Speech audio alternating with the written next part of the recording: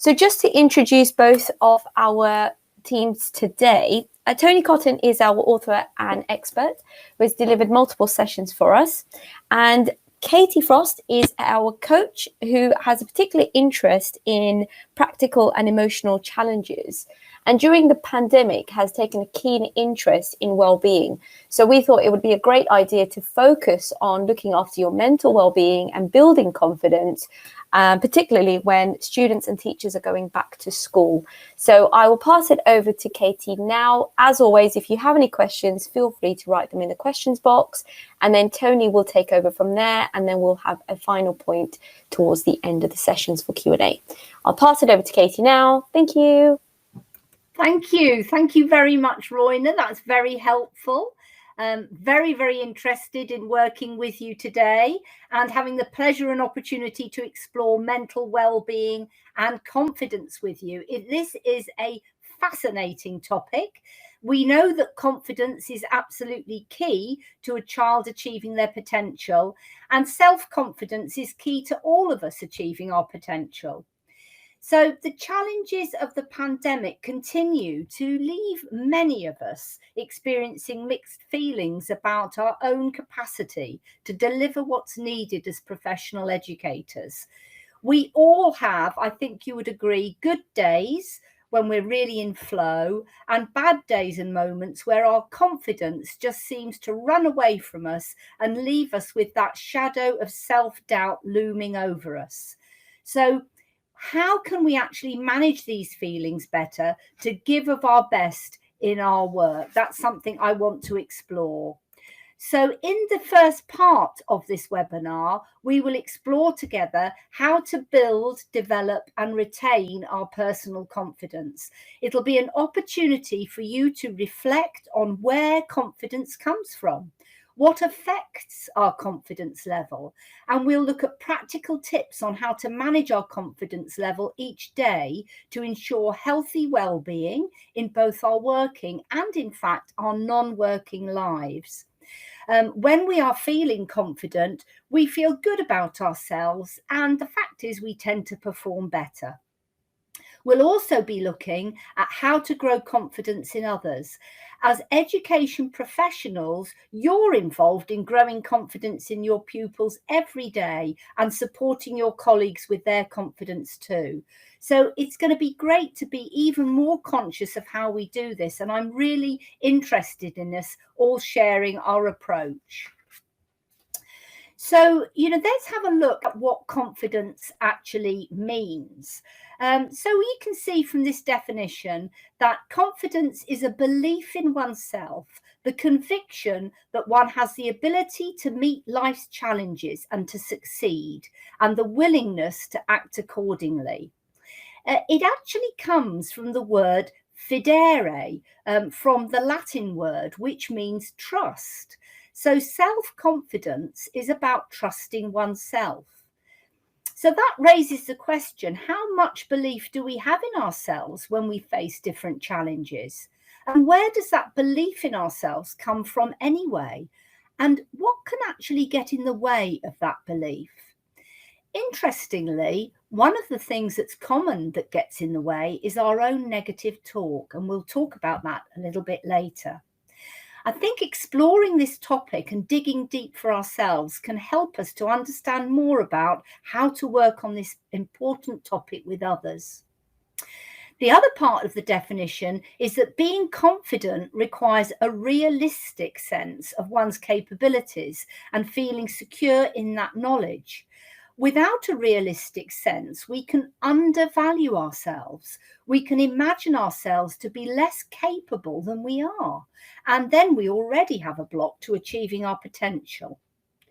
Another danger that you may have observed is being overconfident, arrogance. The Greeks called this hubris, and it's the word for extreme or excessive pride. And of course, that's dangerous too, because when we feel overconfident about things, we tend to make mistakes.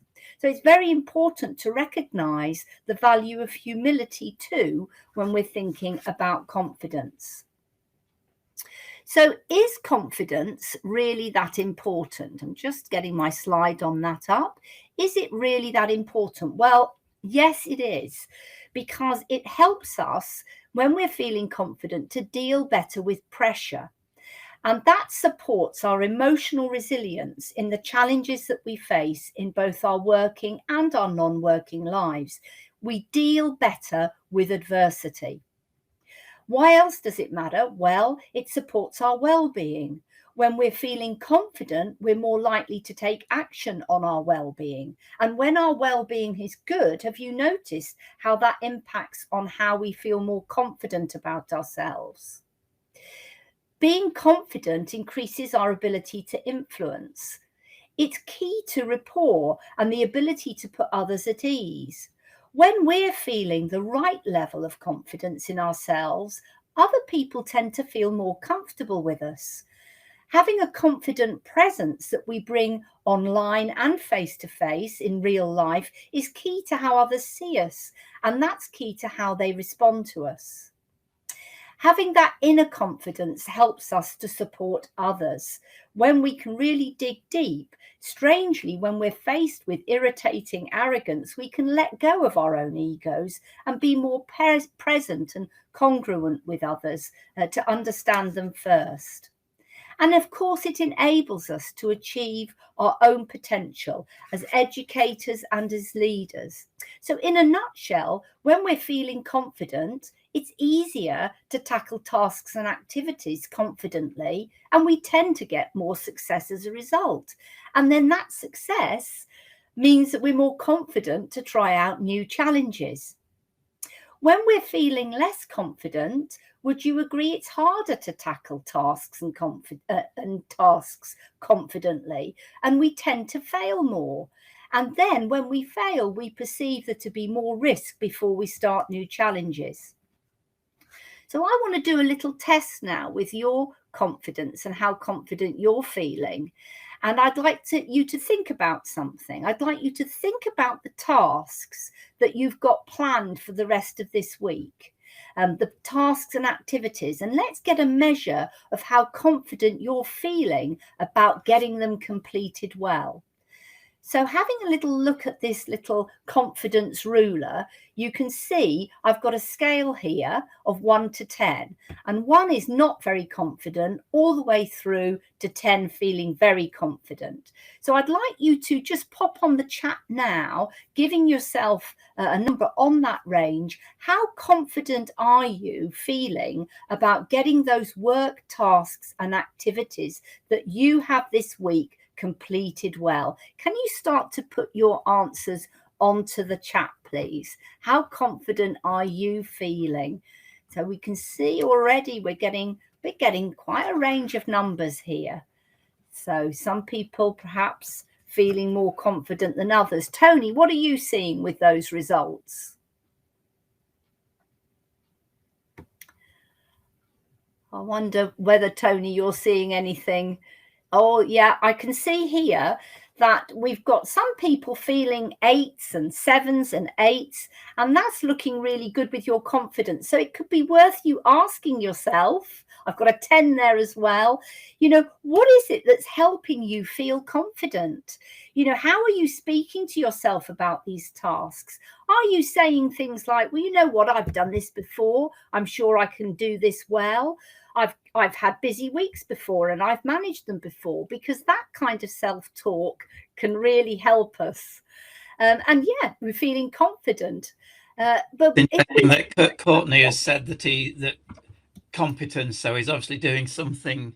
Courtney's obviously doing something that he feels comfortable with doing, so feels competent at. Absolutely. And when we're feeling that competence, absolutely, it links on to us feeling more confident and approaching it, with more confidence. Equally, sometimes we can feel that we're not feeling so confident. I can see somebody saying, when I'm prepared, I feel more confident. These are really good clues about that. When we're feeling less confident, it's interesting because what are we saying to ourselves when we're feeling less confident? Perhaps, I'm not great at this. Perhaps we're thinking about a task being particularly tricky or particularly difficult. And can you see how when we're saying those things to ourselves, it can influence our level of confidence? There's two interesting comments. Just one about not feeling 10 because of sickness, and if we feel ill that we're not as confident that we can. Yeah. And then somebody who's had lots of time to prepare. Yeah, so they do feel confident. And I think that's quite an interesting one from Irani, saying there's something about dressing well that makes you feel prepared, that you feel as though. So I have actually got my webinar shirt on, Irani, and that kind of it's something that makes me feel ready for what I'm going to do. It's so true, isn't it? How we can do things practically to increase and improve our confidence to be able to tackle tasks. But we can see, the thing is, we can really see it's quite a good thing to just assess how confident am I feeling? What's the reason I'm feeling that confidence? What helps me to build my confidence? And when I'm feeling lower confidence, what might be the reason for that? Where might some of that self-doubt actually come from? And you might also notice that with the nature of confidence, it fluctuates according to the tasks that we're doing, the activities we're doing, and maybe other things like our well-being. Maybe that also affects how confident we feel. So I'd like to do an exercise with you now and invite you to do an exercise that explores this in more detail. So let's have a little look at this boat and waterline exercise. So I want you to imagine for a moment that you're a boat just floating on the water. And I want you to think about how comfortable that feels in relation to your confidence. When you're in a good place and you're feeling confident, what do you notice? What do you experience? So you can, when your level of confidence is good, how are you feeling about yourself? Do you notice things like perhaps an increased energy? Perhaps you'll feel even calmer. Perhaps when your water level of confidence is good, your posture is better. What else do you notice? You might get an ease and a flow with things. You're less unsettled. You're more certain about things. You can accept things more. So it's very interesting. The boat is stable. You feel more poised. These are more enthusiastic. This is brilliant. Peace of mind. Look at what's coming in here, Tony. Amazing stuff. I told you they were wonderful. They are absolutely wonderful at tapping into this. Okay, so let's go to the next stage. Now you know what your level of confidence, your water level of confidence looks like. Let's have a little look at those negative thoughts now. So I'm going to move on to my next slide here. And I really want to invite you to explore this. We're going to send you this as a PDF afterwards if you want to spend more time on this. And I'd like you to encourage you to use this with others as well. So let me ask you now, what are the things that you notice that sometimes have a more negative effect on your confidence? What are the things that might just push you a little bit below that waterline? What are the things that you notice? Please do put them on the chat. Let's be really honest about this. They might be things that are external to us that have a negative effect on our confidence level. They might be things that are internal to us. What are the things that might have a negative effect? So we can see some things coming through sometimes, adverse criticism, that would definitely impact, the way that we process feedback and criticism. Yeah, that can have a really negative effect. Maybe look at the lack of support coming in. Tony, I want you to keep an eye on this while people are exploring these things that have a more negative effect. Sudden changes was an interesting one, which of course is something that we've all just been through. Yeah, absolutely. Not enough time. Yeah, and that sudden change and, the isolation that's gone with it as well. The lack of social interaction can also have a negative effect on our confidence. A lot of people trying to socially engage again right now, finding that more difficult. Actually just talking to people and engaging with people. It's interesting It's interesting how many people are putting comments about the impact that other people have. So very negative conversations from other people bringing negative energy. Yeah. And so this is about, thinking about being aware that these are the things that can push us down, also help us to think about our areas for development as well. Is that something that I could explore more, how I'm reacting to that negativity from others? What else? Anything else you're noticing? Something about failure. Courtney said about failing, and I think that's quite interesting, isn't it? How we deal with failure. I'm always interested when I watch programs where people are very skillful and expert, and in a way they see failure in a different sort of way. They can almost take energy from failure because they know they will be able to do it better next time, or that they can do it. Almost treating that as data, right? Let me explore that, as an area for learning and development and improvement. So how we perceive these things and how we frame them in our own minds can also be important. Somebody's putting rejection here, not having a safety line. It's very good to think about these things. Sometimes it hasn't come up, I don't think, on the chat, but something that can also have a negative effect on our confidence is lacking assertion, not being able to feel that we can have difficult conversations confidently with people. So, okay, so we've got a lot coming in here. So thank you very much for being open and sharing these things. I'd like to look now at what actually really supports and has a positive effect on our confidence. I wonder whether we've got ideas here. So, what are the kind of things that you notice that have actually a positive effect on your confidence? Because when we're aware of these things, we can do more with them. So what has a positive effect? What lifts you up and holds you, at that waterline, maybe even above that waterline? This is to do with what helps you to build and maintain your confidence. What are the things that you think about that helps you with your confidence? What are the things that you do? And I can see already really interesting insights coming through on the chat. I'm really excited about what you're saying. You understand this topic. The more we understand this topic for ourselves and our own reactions, the more we can support others. Okay, so Tony, there's interesting things about praise from other people. So which is obviously the inverse of people being negative. But I'm quite interested that a lot of people are writing about achieving goals, and I'm wondering who you see as setting those goals, or where are those goals that you set for yourself, or those are goals set by other people, set by management in school, or set by governments.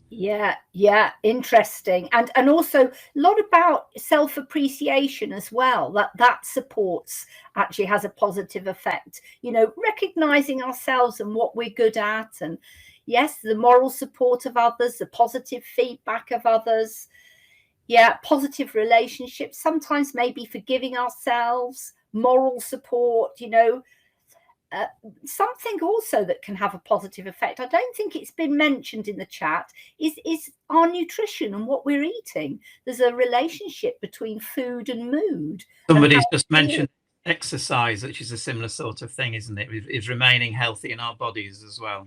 Absolutely. So, and can we see how, what works for some people in holding them up might not work for others? We're all different. So it's important to appreciate that as well. So now we should have a good idea of really what the whole picture of our personal confidence actually looks like. And you can see where your confidence is coming from and sometimes what can actually get in the way. So now we're ready to be a bit more curious, and we can think about what practical steps can be taken to actually build our confidence each day. And it may be that you've already picked up some practical tips from some of your colleagues straight away. I can see self-affirmation, acknowledging my efforts. These are practical things we can do each day, maybe pay a bit more attention to support our confidence. And you might be able to look as well at what downward arrows you can remove or reduce, or find ways to counter and be better at countering. For example, thinking more about how we're reacting to criticism. Is that something that we could develop? Could we be better at not letting that criticism in and trying to draw out from the person a way of supporting them to give us feedback, better feedback? Are there any upward arrows that you can give more attention to so that they actually grow stronger?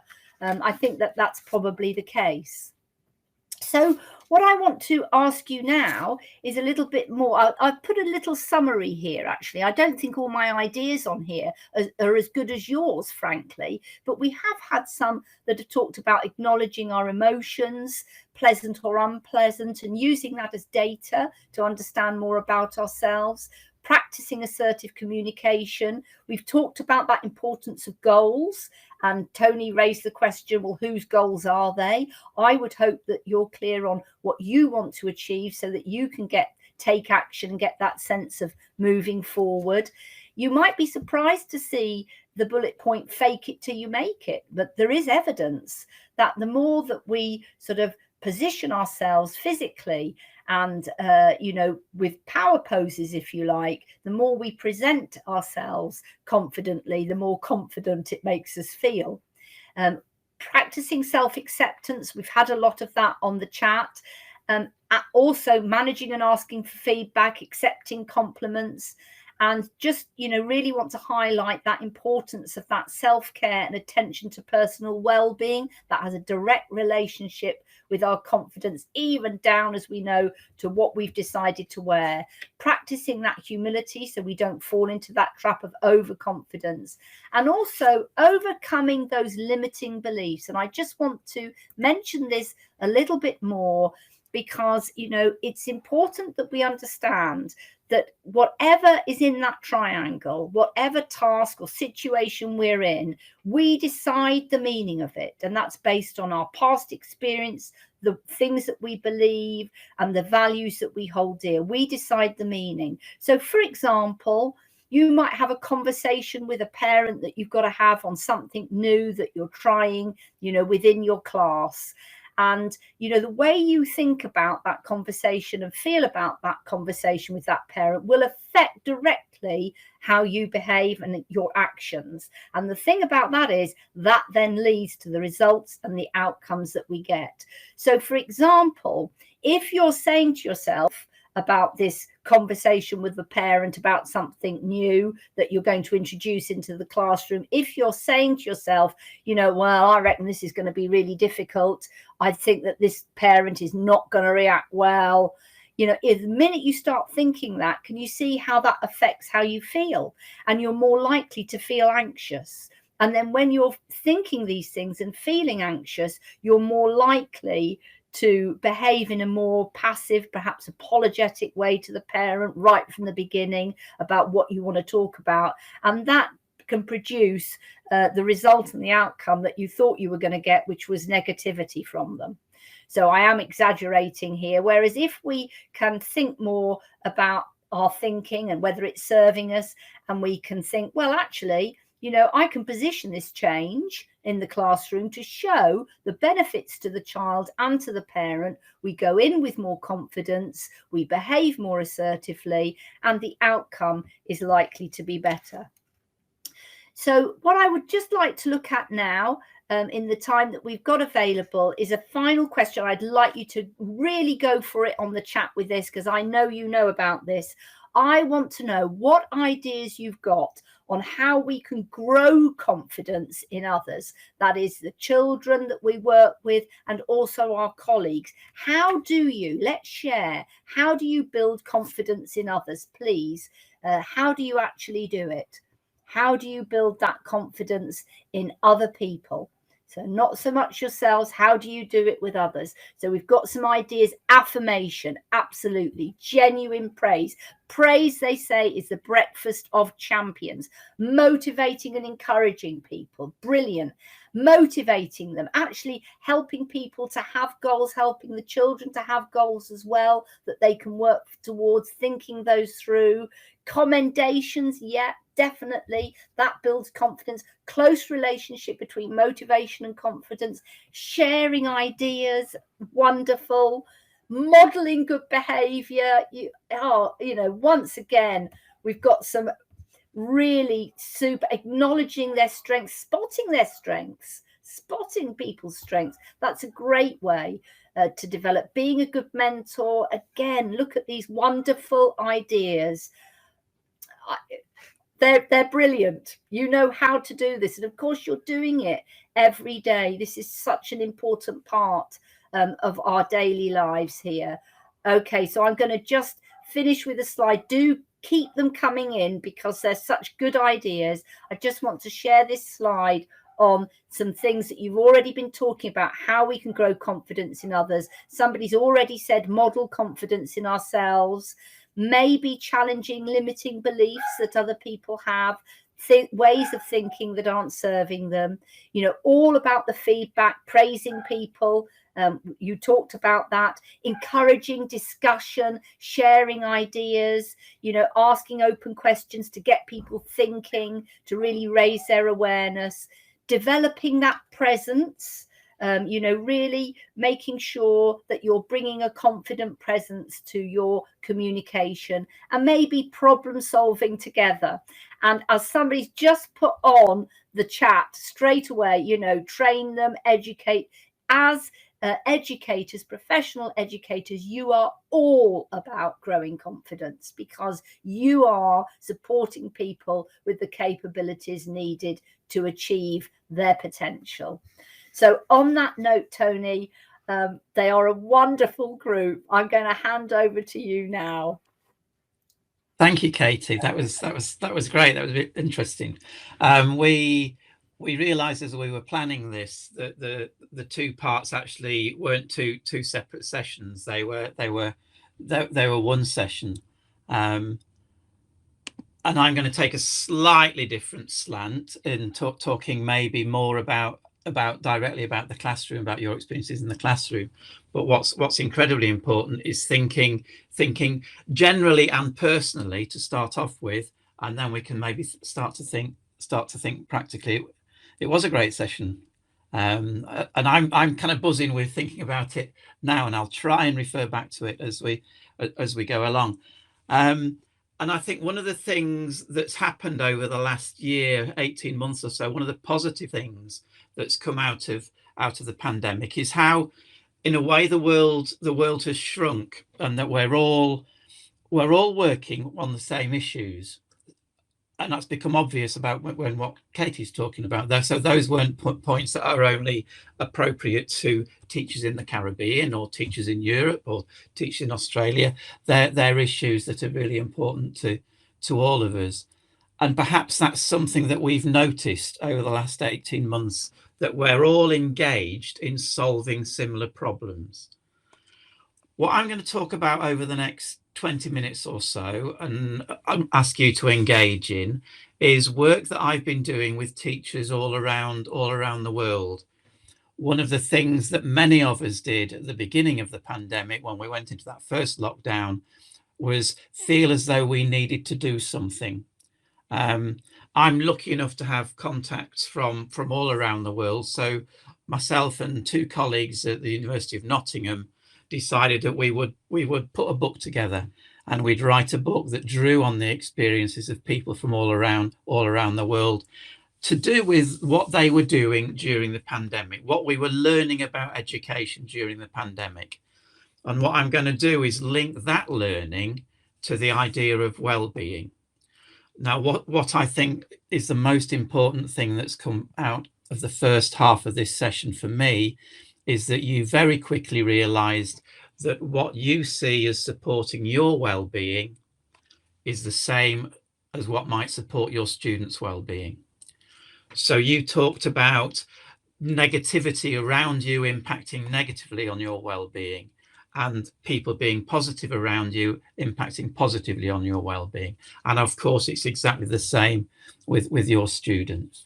And you also talked about how trying to implement something new and trying to implement something in a very short time frame had a negative impact on your well-being. And that's kind of how we felt at the beginning of the pandemic, wasn't it? We were out of control. It was something that was new. So all of these are quotes from the book. Schools were closed. Teachers were asked to provide learning experiences at home, often in very short time frames. And we were also asking parents to do the same sort of thing. We were asking parents to support their children.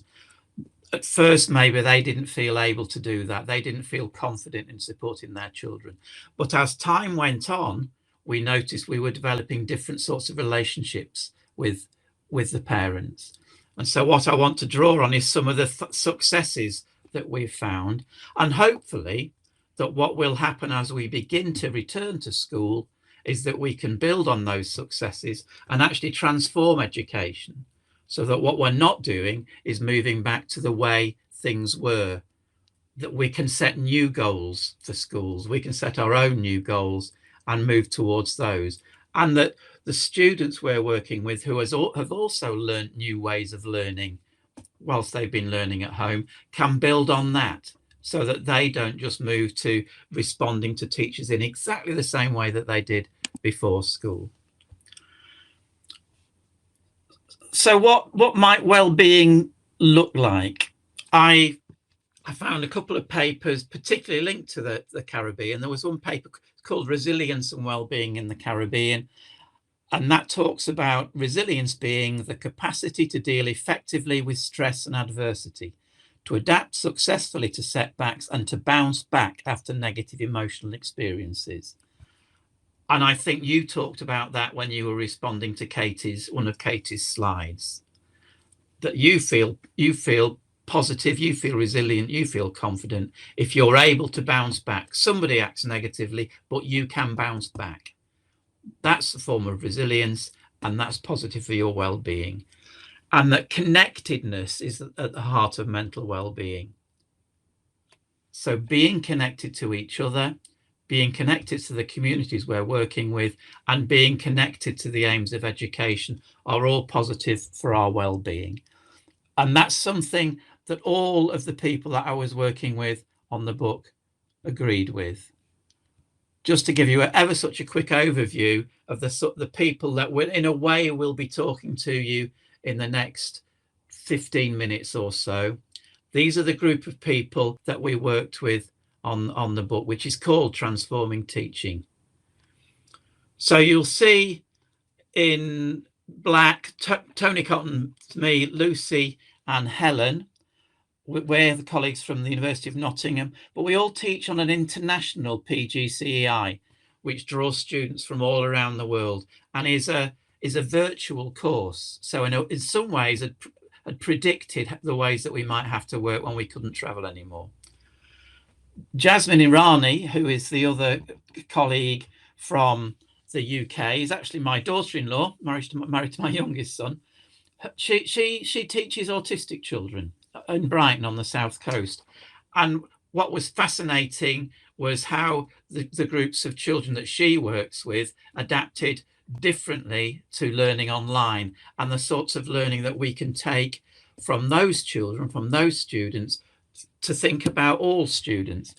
I've done a lot of work in terms of special needs education, and one of the things that I think I've learned is that if we can adapt and change and develop our classrooms so that they're inclusive for all learners, it makes them better places to be for everybody. It makes the learning better for everybody, not just the children with special educational needs. I noticed somebody saying hello at the very beginning who was a special needs specialist in Jamaica, and I'm sure that they would agree with that. Then there are two colleagues from Australia, both working in the Melbourne area. A colleague from Thailand, Edward, he runs an early years setting in Thailand. Amanda, who was teaching in Brazil at the start of the pandemic and has now moved to Europe. Vicky, who was in Myanmar at the start of the pandemic, sometimes called Burma, and is now in Thailand. She had to move out of Myanmar. You may have seen in the news there's all sorts of social and political unrest in Myanmar at the moment. So she made the decision to move to Thailand. And Delma from Belize. I mentioned earlier that I've been doing some work in Belize. So Delma worked with me on this book on a Belizean view of what was happening under the pandemic, and two colleagues, Mr. Mahati and Betty from Kenya. So I hope you can see there the spread of views that you're going to hear from. And what I thought was fascinating was the commonality in terms of what we were saying about education, about protecting our well-being, and about protecting our students' well-being. And I think I talked about aims. I talked about, I wonder where your aims come from. And that was the starting point for the book. And it's often my starting point when I'm working with schools or even with countries on developing curriculum. Why do we want to educate? What do we want the outcomes of education to be? And I'll read those two quotes just so they might stay with you. And I'm happy for people to be commenting in the chat as we go along. When we commit ourselves to education as the practice of freedom, we participate in the making of an academic community where we can be and become intellectuals in the fullest and deepest sense of the word. We participate in a way of learning and being that makes the world more rather than less real, one that enables us to live fully and freely. This is the joy in our quest. Some of you might have been to an earlier webinar on joy in mathematics education that I ran. And I think education is a joyful thing. It doesn't always seem to be joyful, but we know when our classroom is working, we know when our lessons are working, because there is a feeling of joyfulness in our classroom. So that's one of my aims, is this sense of joy in my classroom. And you know that when things are going well, you get a sense of the ethos in the classroom. You get an atmosphere, don't you, from the classroom. And then one of the heroes of Jamaica, Marcus Garvey, always try to associate with people from whom you can learn something. All the knowledge you want is in the world. All you have to do is go and seek it. And I think those two, Bell Hooks is an American educator of Caribbean heritage. Both of those statements sum up my aims in education, and that image is my 3 grandchildren. And I think my aim of education is to build a world in which those 3 boys can grow up and be happy. And that's why I do this job. That's why I'm talking to you now, because I think all of our children deserve an education as described by Bell Hooks and Marcus Garvey.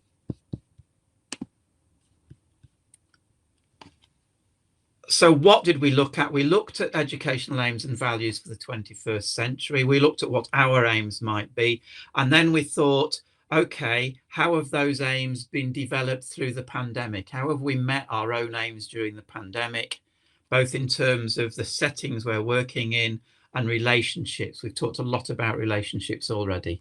Relationships with our colleagues, relationships with learners, and relationships with communities, all of which had to be renegotiated, because we were suddenly working outside of school. But that renegotiation taught us a lot about ourselves, about our students, and about how we teach. And so what we wanted to do is work on, well, what do we want to persist once we return to school? And if we can match our aims with what happens in school, then we will feel more positive, more confident, and we will support our own well-being and the well-being of our students. As I go through these, if some of these comments resonate, or if you've got any comments which kind of fit in with what I'm saying, it would be really interesting to have those in the chat. Carol's already saying about allowing students to become more independent. They have had to be independent over the last year. They've had to be much more independent. So how can we allow them to use that newfound independence once they return to school? How can we make sure they're still excited to explore for themselves? How can we pass over a little bit more power to the learners? Because if we don't, if we go back to them not being independent learners, that won't be good for their well-being or for our well-being. So one of the first things that everybody, all those people all around the world said, was that the first thing that the school expected was to try and replicate the whole school day online. That for the first hour, the teacher would go on and do some mathematics, and for the second hour, they will do some history, and for the third hour, they would do something else. And it took days or very few weeks, again, everywhere in the world, for people to realize that that wasn't possible. That what we couldn't do was just suddenly revert to a face in a screen doing the teaching that they would normally have been teaching.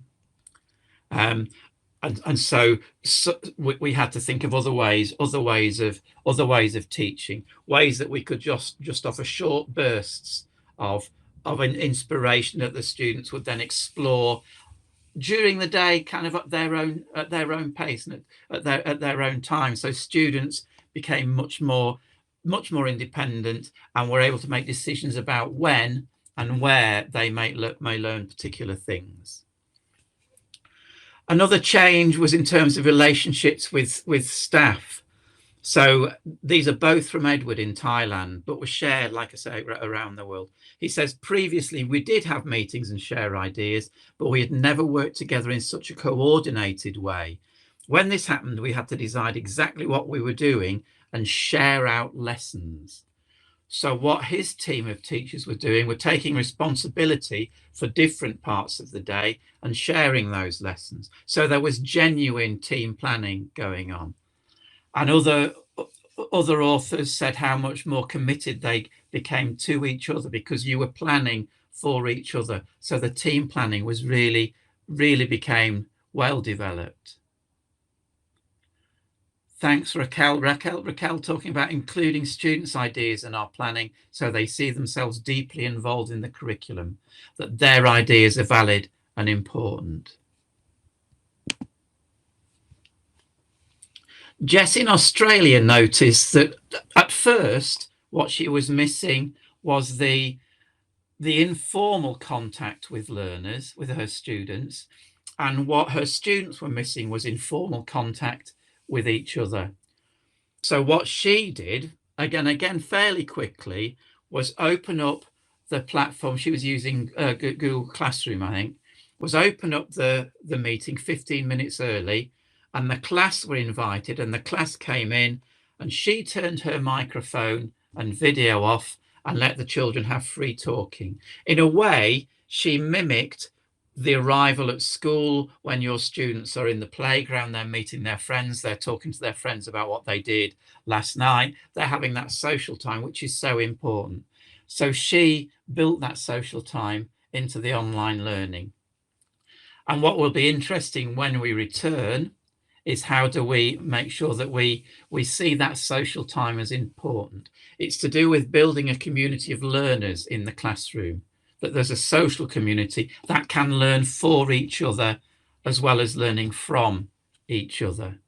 And that's why we do things like open up the chat a little bit early before these sessions start, that we're trying to build the social. And that's why thanks Ruth, that's why we respond to people on the chat, because even when we're operating virtually, we can start to build a community. Betty in Africa talking about changes in relationships with the parents. And I think one of the most important things that we're going to be able to build when we return to school is this new relationship we've got with parents. And Betty realized that because she was having discussions around progress with her students at home, that the parents were present in those discussions. So that's something that she wants to take back into the classroom.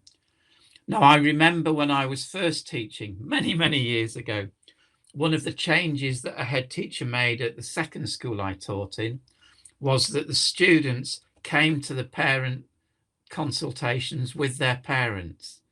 And at first I was a bit resistant to that. I thought, well, I'm not going to be able to be honest. And then I thought, well, of course I should be honest. I should be honest with the student as well as with the parent. And it changed the nature of the conversation, but it made the conversation a more open and a more honest one, and more useful in terms of the the targets we could then set for moving forward, because we were genuinely educating in a partnership. This is Delmer from Belize, thinking about different ways that he could assess what was happening at home. And he was thinking of different, he was using cartoons, asking the students, and these are high school students, creating their own political cartoons. He's a history teacher. And he said, that way I could find out more about what they were thinking, as well as just what they were understanding. And that he doesn't want them just to remember the dates. The temptation when he was in school was just to give assessments that were assessing the knowledge rather than the understanding, or what they were thinking. So in some ways, teaching virtually was allowing him better access to what people were thinking. And again, how can we build that into the sorts of assessments that we do when we return to the classroom? And all of this is bound up with well-being, I think, because this is exciting, isn't it? Planning for the future is exciting, and it is new, and that does make us a bit nervous, but it also makes us feel as though there's a real purpose to what we're doing, which does give us confidence. And the reason that that's linked to well-being is if we don't do these sorts of things, we will begin to feel frustrated and we will begin to feel negative. If we don't support the students in developing their newfound skills that they found over lockdown, they will become frustrated, and I'll have an impact on their well-being. So I think it's a really exciting and interesting time, but we need to kind of grasp what's going to happen next and do something positive with it.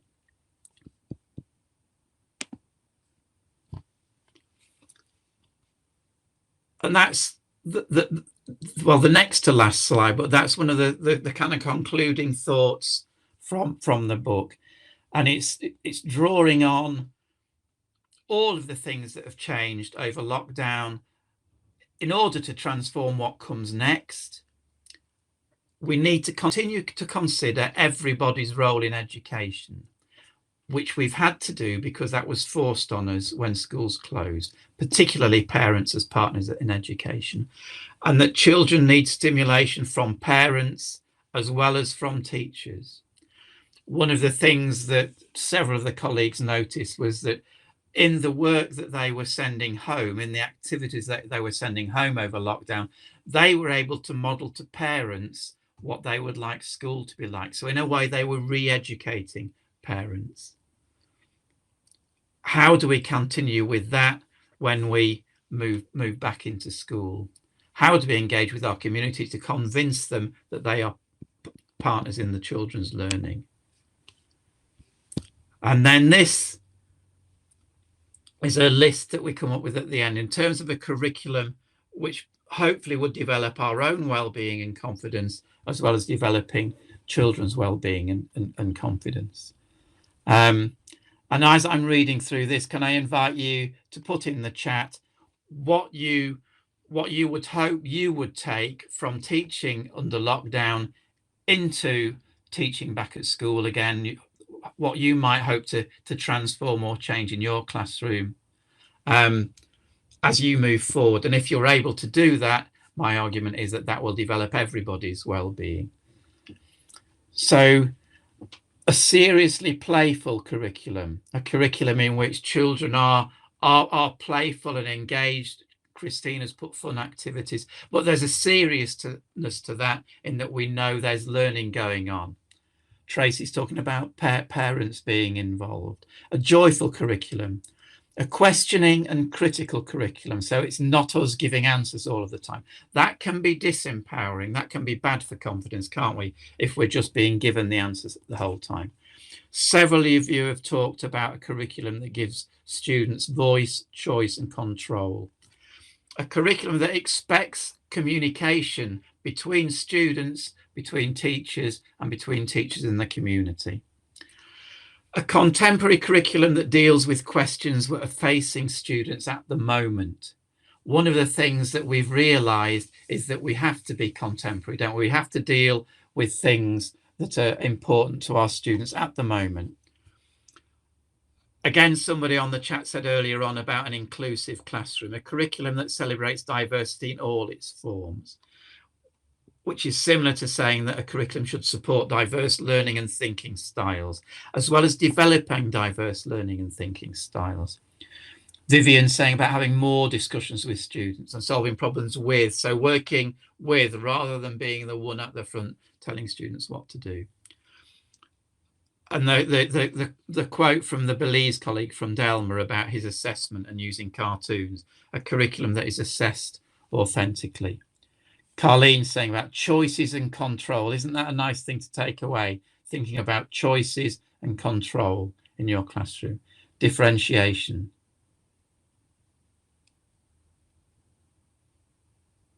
So I think, Courtney, we're moving to a 21st century environment of learning, and maybe one of the things that we've learned over the last 18 months is what a 21st century environment of learning might look like, and it will certainly involve more technology. So that's left us with 10 minutes for any questions. If any of you got any general questions, we'll be very happy to take general questions.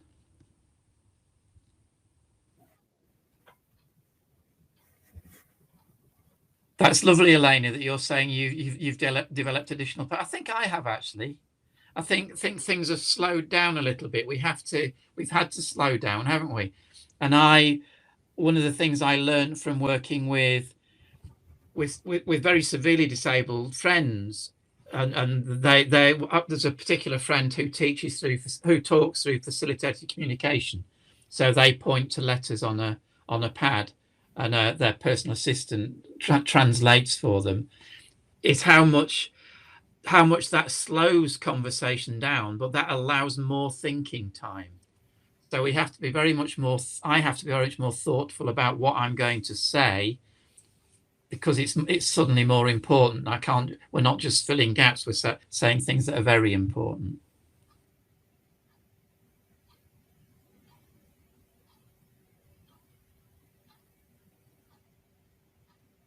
Using more creativity. We've had to be creative, haven't we, Nadine, in the last 18 months? That's interesting, Raquel, about getting boys to engage more and building confidence. One of the things that's maybe harder is knowing how people are engaging. So it's very easy, isn't it, for me and Katie to look at this screen and think everybody is involved. But of course, there's 93 of you in the session, and I've not been counting how many names are cropping up, but it certainly isn't all 93. Now, I know of the people who haven't engaged in the chat. Most of you will be. That doesn't mean you're not engaging in thinking about things or engaging in reflecting on things.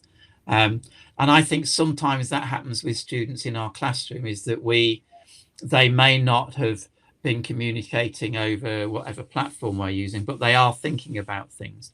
And I think there is space for individual conversations and finding out what it is that's interesting, maybe the boys in particular, maybe particular boys. Often there's girls as well. We sometimes don't notice the quiet girls, because boys who are disengaged tend to be more noticeable, don't they? So I think it's having individual conversations, and of course, silent listeners, Christine, who are still engaged. So which we can do, can't we? Through using technology, we can even use the chat where we have one-to-one conversations.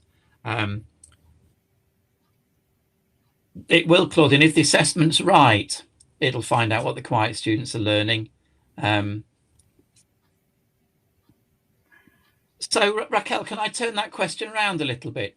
When are they engaged, and what has engaged them over lockdown? Because my guess is that sometimes they are engaging, and maybe quite a lot of the time they aren't, but it won't be constant. Okay, well, maybe you've answered your own question, in that, because we can certainly find videos and we can certainly find music all across the curriculum. And I've remembered with some of the boys that I was trying to engage, I would get them to make my background's mathematics, I would say you're going to make a video that teaches another class all about the different names of the shapes. And they were very happy to do that. And actually they learned lots of maths doing that, or write a book, or even create a rap. There's lots of raps on YouTube, aren't there, around mathematics? And they would do that. And yeah, Kristen, I agree entirely. Get them out of the classroom. Another thing that I've done often. Sometimes easier said than done, but I think that's a useful answer.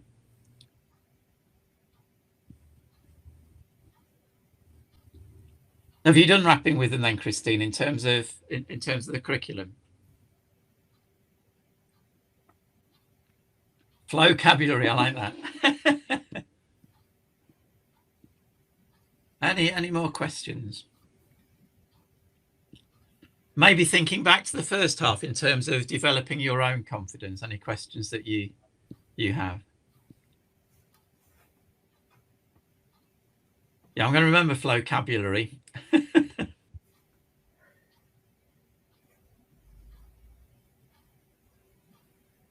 Yeah. Tony, I think there's a question around blended learning. Okay, It says, with the blended learning, it is most often difficult to connect with the students. At the high school level, students do not often turn on their cameras. How can we connect with them, especially those who are not connecting online? Probably something I'm doing, which is not connecting with my video either.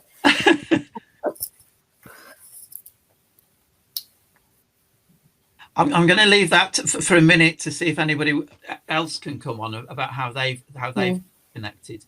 So there's lots of ideas about connecting with boys. I'm thinking about, and I think a lot of it depends on the age of the learners. So with primary age learners, normally when I've got the activity correct or right or matching to kind of the needs of the students, they have engaged. Now, it doesn't mean that they've necessarily all turned their cameras on, but we've talked a bit about assessment. By coming back to things and asking individuals questions, I can then find out whether or not they've not had their cameras on because of a technical problem, or they've not had their cameras on because they're in a different space.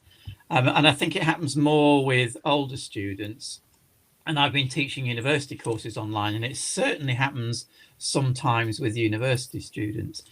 Now, one of the things that I think is interesting is in terms of thinking about university students, in terms of attendance, the attendance at online lectures is actually better than the attendance in lectures in person. So more people log on.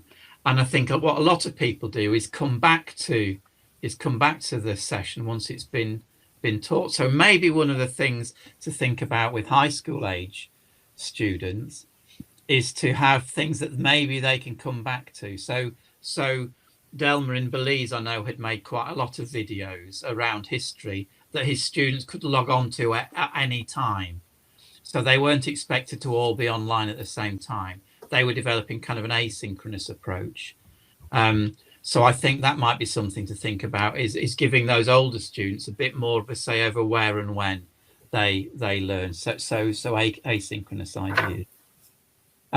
Miriam asks about not functioning at their age or grade level. Well, I mean, that kind of takes us back to the way that you would differentiate in the classroom, Miriam. I think differentiation remains really, really important. And thinking about maybe having more open activities so that students are able to access the activity, but the outcomes will be at different levels.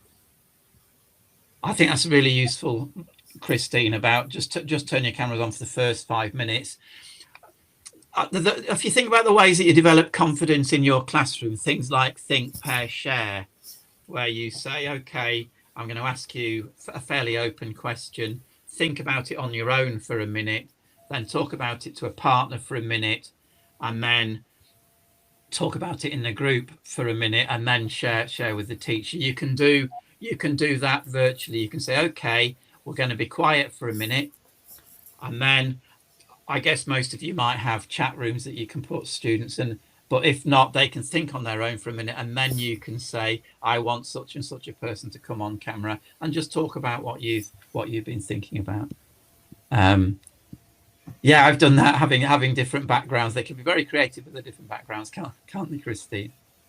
And it's interesting thinking about what that might look like, that some control over your learning environment once we get back into the classroom. Tony, maybe also talking about what confidence looks like for them, what value they see in confidence. How do we know when somebody's confident? Why does it actually matter? I mean, I thought all sure of your experts. advice, Katie, I mean, that could be a lesson in school, couldn't it? Or that could be a lesson, a virtual lesson for students to understand about confidence, because it also means that they realise that their teacher is taking their well-being seriously. Yeah, I did lots of scavenger hunts as well. I guess quite a lot of you have done that, where you would send, again, mine was shapes. Everybody was running off to find cylinders or cubes or pyramids and bringing them back and wave them in front of the camera, and that actually engaged the boys quite a lot, and that also meant people wanted to be on camera to show what it was that they'd found. Okay, Ryan, we're at 1. Ryan, did you want to come on? Yes. The Perfect. Yes, thank you so much, Tony and Katie. It's a really fantastic session, and you can tell from the attendees that were super engaged, particularly with some of the exercises, Katie, that you were delivering in the first half. So as promised, that PDF will be available along with a PowerPoint presentation. Just before we finish, I just wanted to do a quick poll to see how you heard about our webinars. So if you don't mind, just clicking one of the options here, just to let us know. It'll just take a few seconds. And once I've got enough, then I can just share the results. It's just really useful for us to know how you're engaging with us and how you hear about our webinars. If you've opted for other in the answers, please just let us know in the chat box what that other was and how you heard about the webinar.